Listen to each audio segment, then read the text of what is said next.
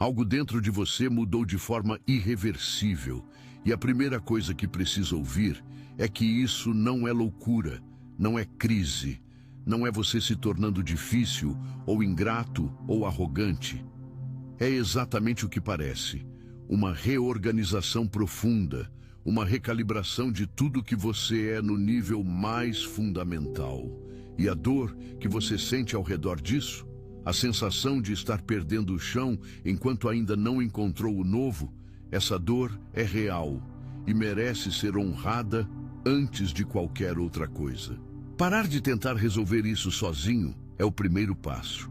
Foi para curar exatamente essa dor de estar entre dois mundos, não mais pertencendo ao antigo e ainda não chegando ao novo, que eu condensei todo o mapa na trilogia As Três Chaves da Vida Próspera. O link está aqui embaixo no comentário fixado. Não é sobre comprar um curso, é sobre acessar a frequência que você perdeu. Se você sente o chamado, o link está no comentário fixado. Mas agora, aqui, vamos sentar juntos com isso, porque o que está acontecendo com você é um dos fenômenos mais estudados e ao mesmo tempo menos compreendidos da experiência humana. E você merece entender cada camada. Existe uma lei física que a maioria das pessoas nunca pensa a respeito de si mesma, mas que governa cada aspecto da sua experiência interior.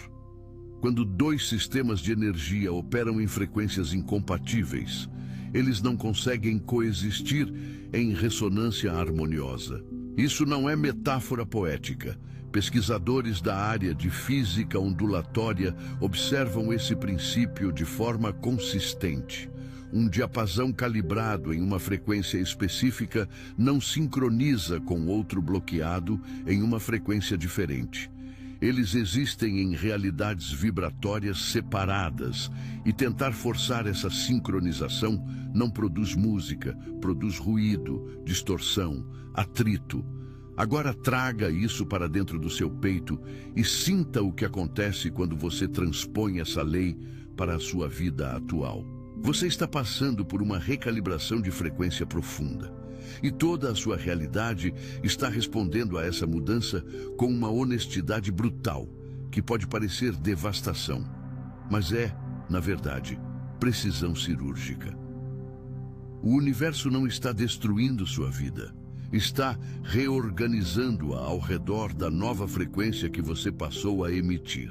E tudo que não pode existir nessa nova frequência simplesmente não consegue mais ficar. Há uma dimensão desta experiência que vai além do que qualquer fórmula científica consegue capturar completamente. E ela começa antes do corpo, antes da mente, antes de qualquer estrutura que você possa nomear. No nível mais profundo, o que está acontecendo é que sua alma reconheceu algo. Esse reconhecimento não veio de uma decisão consciente. Você não acordou uma manhã e decidiu elevar sua vibração como quem decide cortar o cabelo. Foi mais súbito e mais antigo do que isso, como uma memória que sempre esteve gravada em você, mas que só agora encontrou o silêncio necessário para se fazer ouvir. Tradições de sabedoria de culturas radicalmente diferentes, desde as escolas de mistério do Egito até os monastérios tibetanos, desde os curandeiros indígenas das Américas até os textos gnósticos da Síria antiga, todas elas documentaram esse fenômeno com uma consistência notável.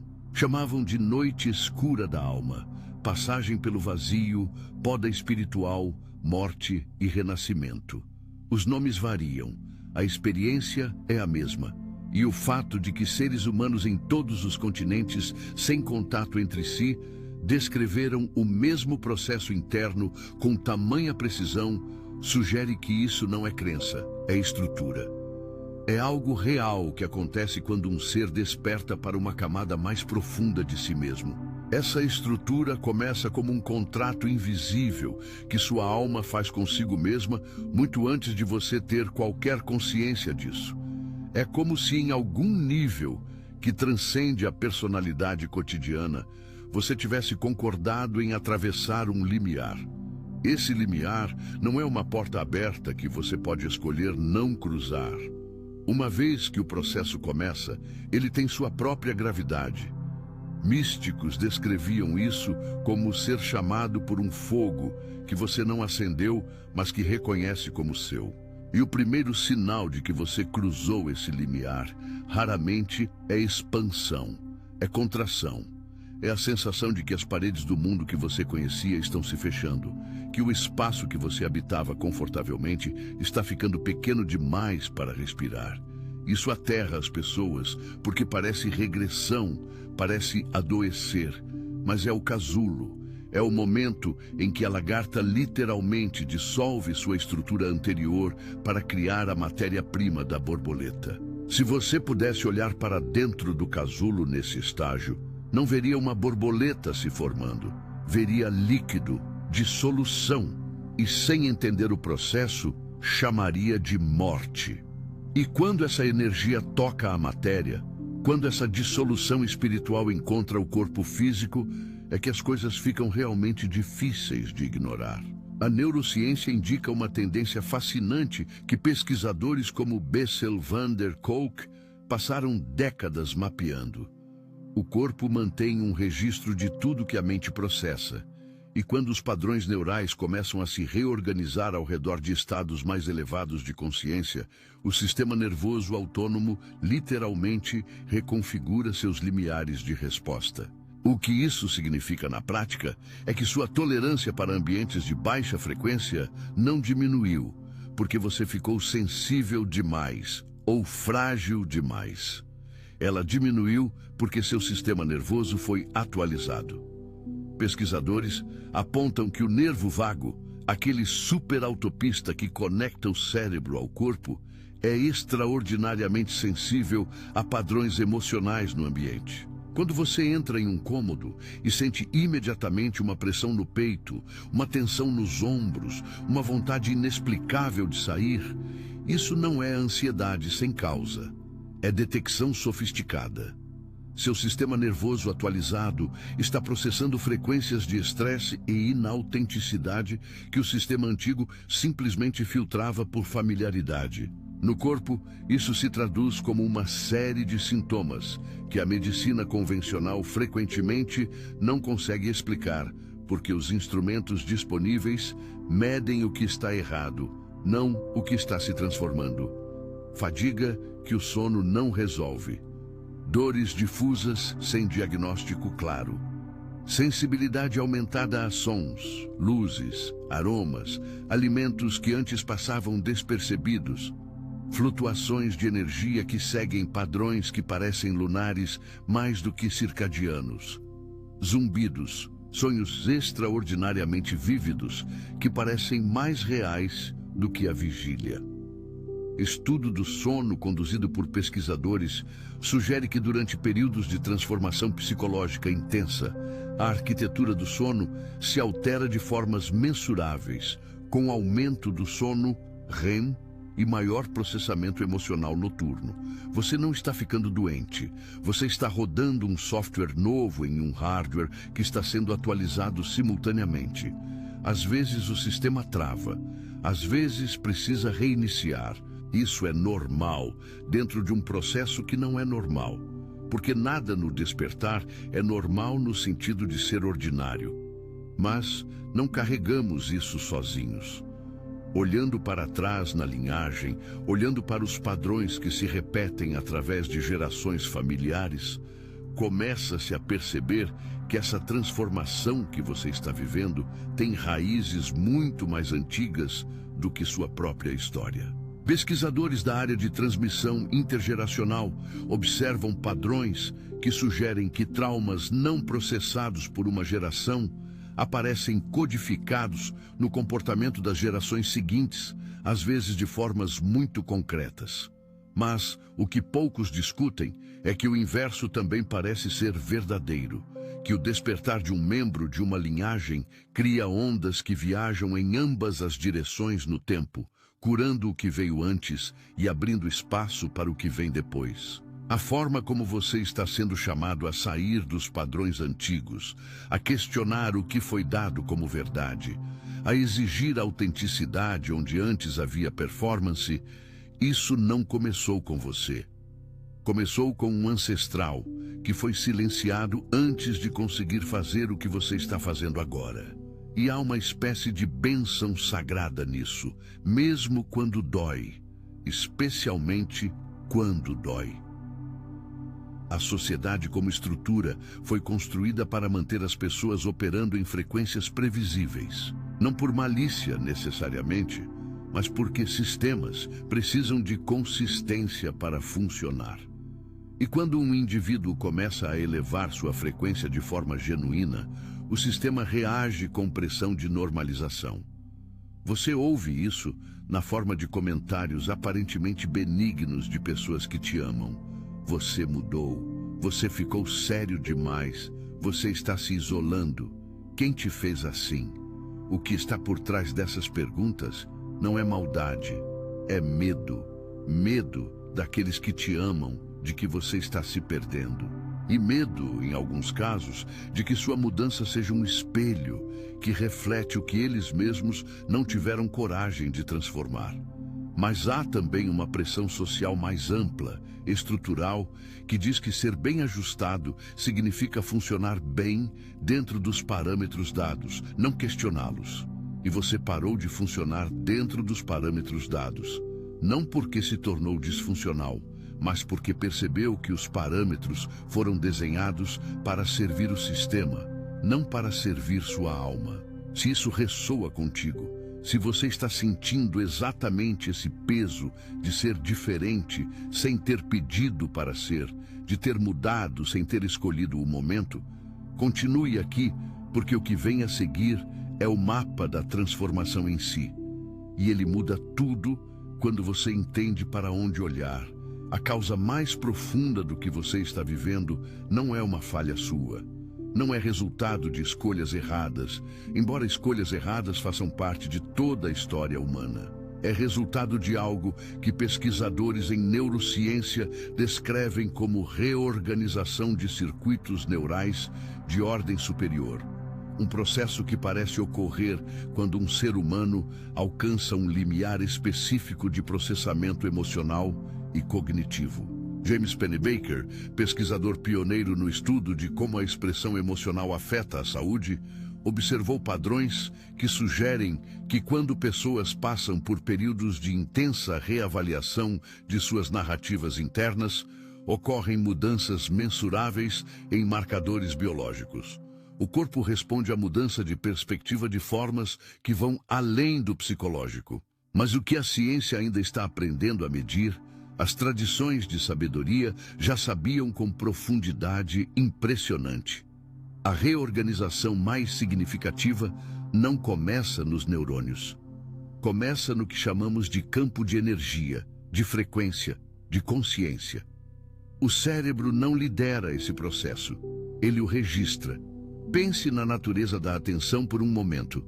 Onde quer que você dirija a atenção de forma sustentada, energia flui. E onde energia flui de forma sustentada, estrutura emerge. Isso não é apenas metáfora.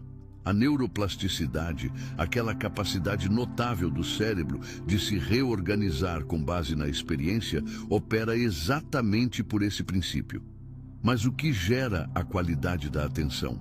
O que determina para onde ela naturalmente flui? Isso é a frequência. Isso é o estado interno de base. E quando esse estado interno de base começa a mudar, tudo que era construído ao redor do estado anterior começa a parecer errado. Não porque ficou errado, mas porque ficou incompatível. O relacionamento que parecia confortável começa a parecer sufocante. O trabalho que parecia aceitável começa a parecer uma traição. Os hobbies que preenchiam o tempo começam a soar vazios. Nada mudou externamente. Tudo mudou internamente. E o interior é o que gera a experiência do exterior. Há algo ainda mais profundo aqui que poucos têm coragem de nomear diretamente. O que você chamava de sua personalidade, seus gostos, suas preferências, suas opiniões, a forma como se apresentava ao mundo, grande parte disso foi construído não como expressão autêntica de quem você é, mas como estratégia de sobrevivência. Desde muito pequeno, seu sistema nervoso aprendeu que certos comportamentos geravam aprovação e, portanto, segurança, e outros comportamentos geravam rejeição e, portanto, perigo. Ao longo de anos, essa equação foi refinada até se tornar automática, inconsciente, o que parecia ser simplesmente você. Mas não era você. Era a armadura que você construiu para navegar um mundo que não sabia como acolher quem você realmente era. E agora, nessa recalibração, a armadura está rachando. Não porque você ficou mais frágil, porque você ficou forte o suficiente para não precisar mais dela. E quando essa energia toca a matéria nessa fase específica, o que o corpo experimenta é algo que estudiosos do trauma como Van der Kolk descrevem como ativação do sistema de ameaça em resposta ao que é paradoxalmente positivo. Quando a armadura começa a dissolver, o sistema nervoso interpreta isso como perigo, porque a armadura era o mecanismo de sobrevivência. Libertar-se dela aciona os mesmos circuitos neurais que acionariam se você estivesse sendo atacado. Então você sente ansiedade sem causa aparente. Sente um impulso urgente de voltar ao familiar, ao controlável, ao conhecido, mesmo que o familiar fosse doloroso. Isso não é você sendo covarde. Isso é seu sistema nervoso fazendo exatamente o que foi programado para fazer. E reconhecer isso é o primeiro ato de compaixão que você pode ter consigo mesmo nesse processo. Entender que resistência ao despertar não é falha de caráter, é biologia. É o corpo tentando proteger o que ele confunde com estabilidade. Mas não carregamos essa biologia sozinhos. Ela foi herdada. Lev Vygotsky, pesquisador que estudou como o desenvolvimento humano ocorre dentro de contexto social, apontava para algo que pesquisadores posteriores expandiram. Aprendemos a ser quem somos, principalmente através das relações em que fomos imersos nos primeiros anos de vida. Sua família não apenas criou você, ela transmitiu frequências, padrões de resposta ao estresse, modelos de como amor se parece, de quanto você merece ocupar espaço, de quais emoções são aceitáveis expressar e quais devem ser enterradas. E muitos desses padrões vieram de gerações anteriores que nunca tiveram a oportunidade ou o contexto para examiná-los. Então, quando você hoje sente dificuldade em receber amor sem desconfiar, ou em afirmar seus limites sem culpa, ou em existir sem se justificar, você não está apenas lidando com seu próprio condicionamento. Você está lidando com camadas de condicionamento que foram passadas adiante como legado invisível por pessoas que fizeram o melhor que podiam dentro do que sabiam. Compreender isso não é desculpa para ninguém. É contextualização. E essa contextualização libera algo crucial: a capacidade de interromper o ciclo com compaixão em vez de raiva. Porque quando você entende que sua mãe, que não sabia como te ver, foi formada por uma avó que também não foi vista, que aquela avó carregava o silêncio de uma bisavó que nunca teve permissão para existir plenamente, você não pode mais estar simplesmente furioso com a mãe. Você sente a tragédia mais larga, a ferida que atravessa o tempo, e algo em você decide que essa ferida para aqui. Que você será a geração que olha de frente para o que foi passado adiante sem ser examinado e escolhe, conscientemente, deliberadamente, não transmitir aquilo. Isso é o que a poda espiritual realmente é no nível ancestral. Não é você ficando melhor do que seus antepassados.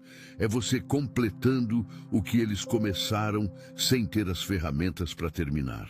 E agora que entendemos a raiz, precisamos podar os galhos, precisamos falar sobre as ferramentas concretas que tornam essa transformação sustentável, em vez de simplesmente exaustiva.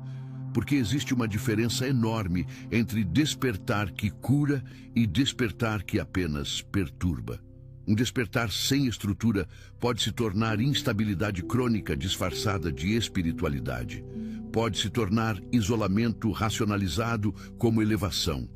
pode se tornar arrogância emocional mascarada de discernimento.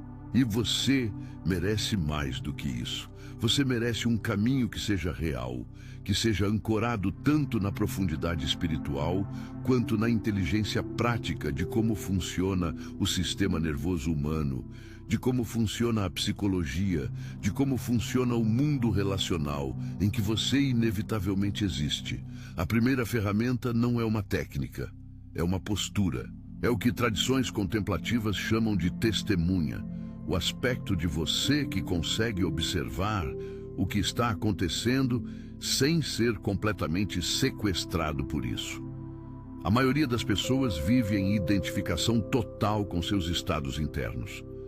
Quando estão ansiosas, não estão experienciando ansiedade, elas são a ansiedade. Quando estão com raiva, não estão observando a raiva acontecer, elas são a raiva. Isso é normal no estágio de consciência ordinária. Mas em um estado de frequência mais elevada, começa a emergir naturalmente uma distinção entre quem você é e o que você está experienciando. Você começa a poder dizer, com precisão e sem drama, estou notando raiva, estou notando medo, estou notando um impulso de fechar.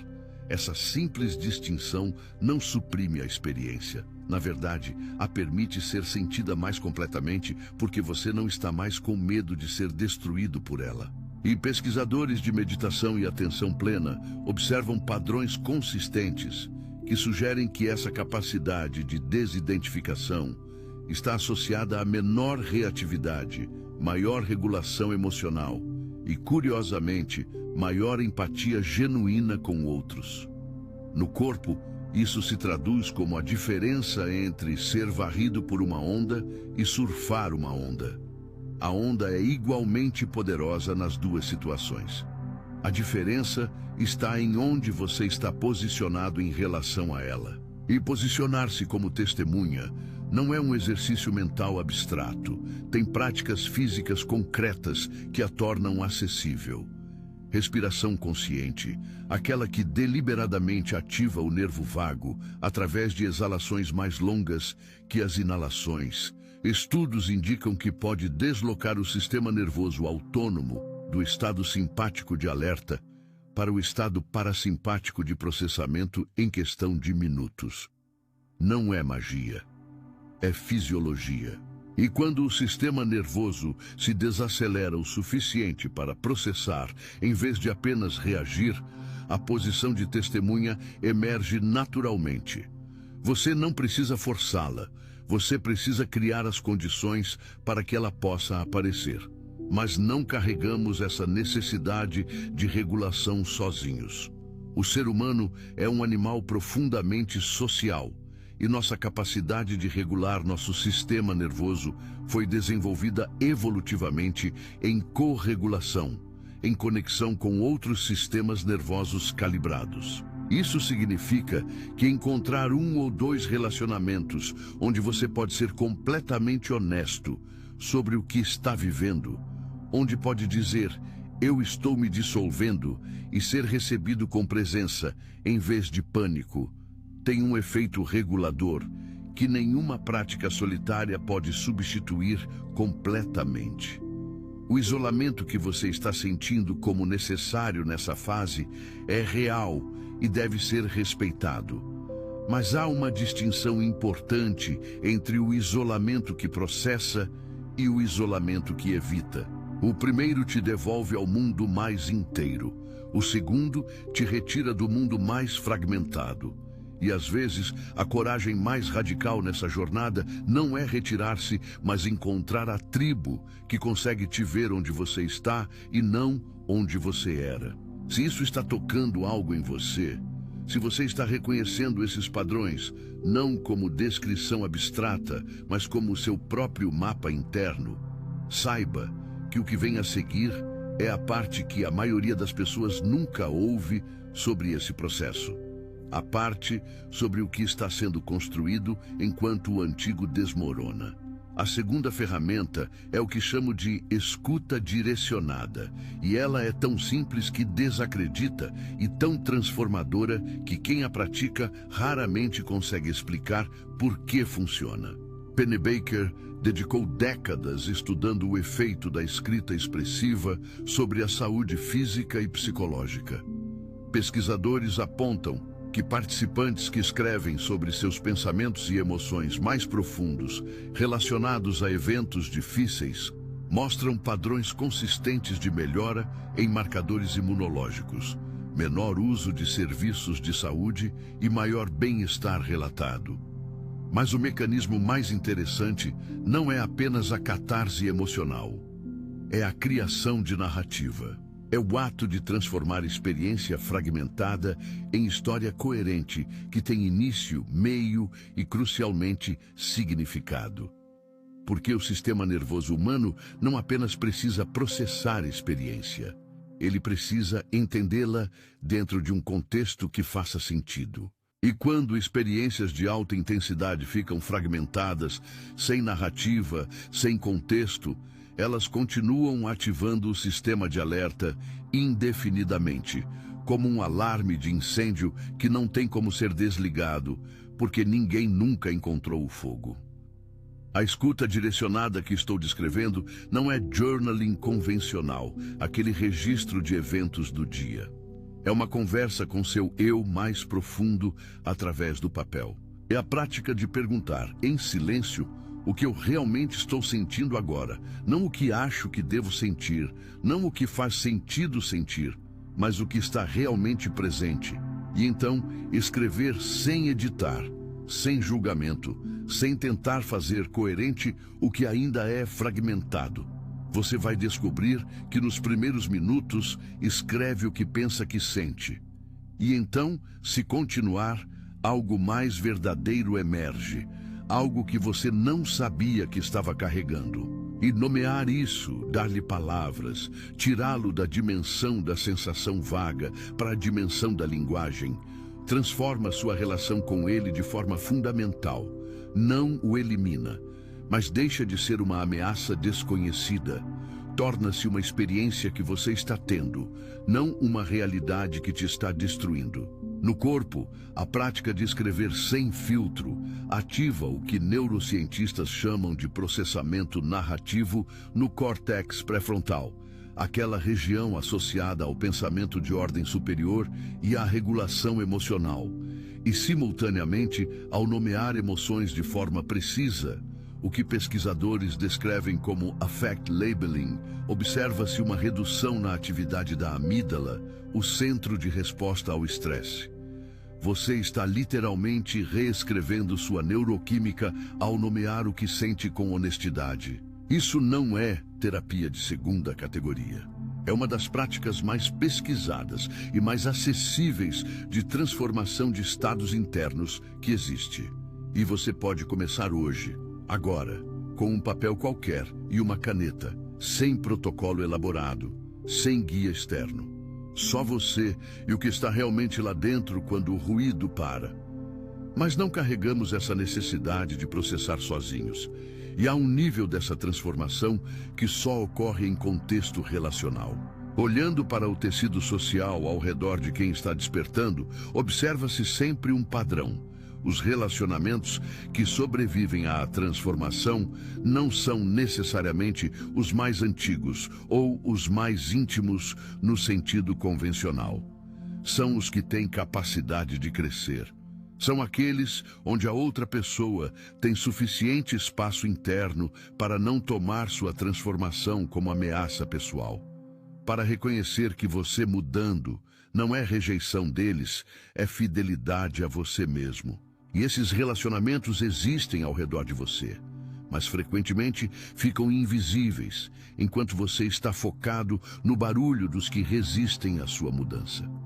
A terceira ferramenta, e talvez a mais contraintuitiva, é deliberadamente buscar e nutrir esses poucos relacionamentos que conseguem te ver em transformação e permanecer presentes. Isso requer vulnerabilidade radical.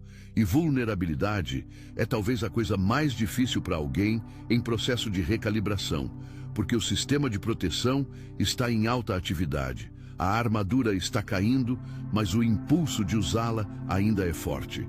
E abrir-se para a possibilidade de ser visto e não compreendido novamente parece arriscado demais. Mas Brené Brown, pesquisadora que passou décadas estudando vergonha e vulnerabilidade, observa padrões consistentes que sugerem que a capacidade de ser visto de forma autêntica é o fundamento de quase toda experiência de conexão e pertencimento genuínos. Não a performance de vulnerabilidade, não a confissão estratégica que mantém controle sobre como você é percebido, mas a exposição real do que você não tem certeza, do que você ainda está descobrindo, do que ainda dói. E isso, paradoxalmente, é o que cria conexão em vez de destruí-la. Os que conseguem receber isso são seus aliados de transformação. Os que não conseguem não são seus inimigos. Eles simplesmente não estão no mesmo momento da jornada. Existe um nível desta transformação que a maioria dos guias espirituais menciona como bênção, mas raramente explica como navegar. E esse é o nível das sincronicidades. Você começa a perceber que as coincidências ficaram volumosas demais para serem acidentais. Você pensa em alguém e recebe a mensagem. Você faz uma pergunta em silêncio e a resposta aparece na primeira frase que você lê ao abrir o celular. Você precisa de uma informação específica e ela surge através do canal mais improvável. Jung, o psicólogo que cunhou o conceito de sincronicidade, descrevia esses eventos como coincidências significativas onde um evento interno, um pensamento, um sonho, uma percepção e um evento externo convergem de forma que não pode ser explicada por causalidade convencional, mas que carrega inegável significado. Pesquisadores da área de psicologia analítica observam que períodos de transformação intensa parecem correlacionar com aumento na frequência e na intensidade de eventos sincronísticos percebidos. A explicação do mecanismo ainda é objeto de debate científico genuíno, mas o fenômeno em si é reportado com consistência notável por pessoas em processo de despertar em culturas radicalmente diferentes. O que as sincronicidades fazem na prática é criar uma espécie de feedback loop entre sua intenção interior e o ambiente externo, que começa a sentir menos como caos e mais como colaboração.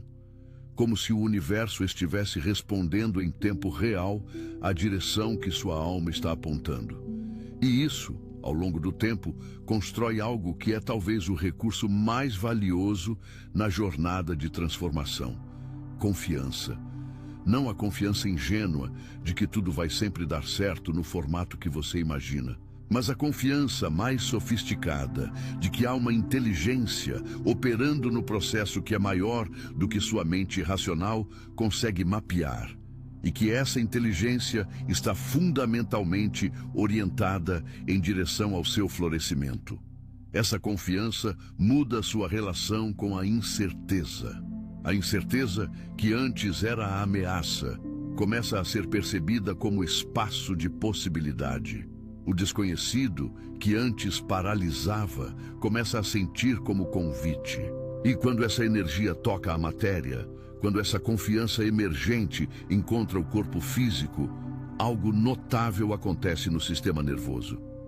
Pesquisadores que estudam regulação emocional observam que a percepção de controle e significado, mesmo em circunstâncias difíceis, está associada à menor ativação do eixo HPA, aquele sistema hipotálamo-hipófise-adrenal que governa a resposta ao estresse. Em termos simples, quando você consegue encontrar significado no que está atravessando, quando o sofrimento tem um porquê que faz sentido para você, o corpo sofre menos.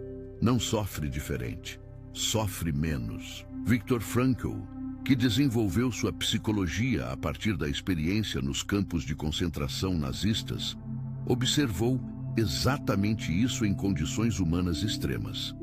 Que a capacidade de encontrar significado, de conectar o sofrimento presente a um propósito mais amplo, era o fator mais consistente na sobrevivência psicológica. Você não está em um campo de concentração, mas está em um campo de transformação. E a lógica é a mesma. O significado transforma a experiência. Mas não carregamos essa busca por significado sozinhos, e há uma dimensão coletiva desta transformação que precisa ser nomeada. Vivemos em um momento histórico específico onde um número crescente de pessoas está passando por esse processo de recalibração simultaneamente. Isso não é coincidência espiritual vaga. Estudos em epidemiologia social observam padrões de mudança de valores e comportamentos que se propagam através de redes sociais, de formas que parecem seguir dinâmicas de sistemas complexos. Quando um número suficiente de nós em um sistema começa a operar em uma frequência diferente, isso cria uma pressão sobre o sistema como um todo. E essa pressão coletiva é parte do que explica por que a transformação individual sente tão urgente nesse momento. Você não está apenas recalibrando para o bem do seu destino pessoal. Você é parte de uma onda de transformação coletiva que precisou começar em algum lugar, e ela começa aqui, em cada um que tem a coragem de mudar de dentro para fora. A terceira ferramenta que quero nomear é o que chamo de prática de orientação futura. E ela trabalha com um aspecto da neurociência do comportamento que pesquisadores apontam como central para a motivação sustentável. A capacidade de se conectar visceralmente com a versão futura de si mesmo que você está se tornando. O cérebro humano tem uma tendência conhecida de tratar o eu futuro quase como um estranho. Estudos de imagem cerebral sugerem que quando as pessoas pensam em si mesmas no futuro distante,